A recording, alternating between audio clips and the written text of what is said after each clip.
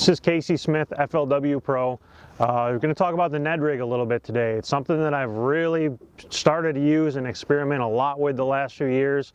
It gets kind of a bad rap, kind of like a weightless Senko or a wacky Senko. It's something you throw out there and it's boring to fish, but I've really started using it in a lot of different applications and it is super effective. It's not really as boring as you would think. I started in the spring with it. It works great on pre-spawn fish. I live in the northeast part of the country. When they get on the rock or on beds, you can catch them hand over fist with that thing. It's something that they're not going to balk at. Smallmouth on a bed, absolutely love it. Post-spawn, it does good when you start to, the fish get a little bit deeper. It's just a very subtle, easy presentation. It's something for them to eat without a lot of effort. In the summertime, when the smallmouth get deep, it's a super effective bait. That's when I start to bump the weight up a little more to even a 1/4 or a 3/8 ounce. It doesn't have to be a light presentation like it's very popular for. I'll bump it right up to, like I said, a 1/4 or 3/8 ounce.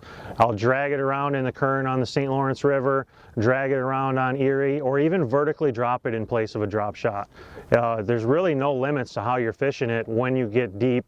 Super effective all-around bait in the summertime.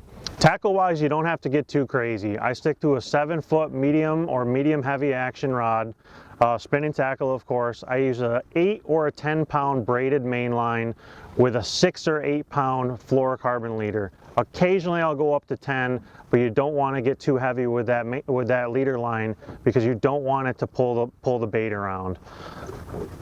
Leader length, usually go about 8 or 10 feet worth of fluorocarbon leader on the end of the braid.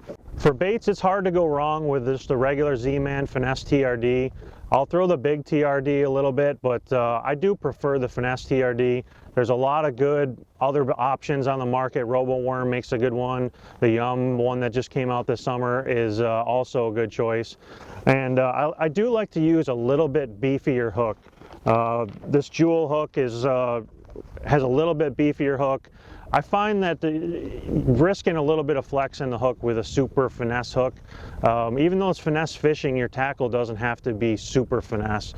You want to make sure when you get them on, you get them in the boat. This isn't a very complicated technique, but it is a super effective technique, and it's definitely something you should keep in your arsenal year-round.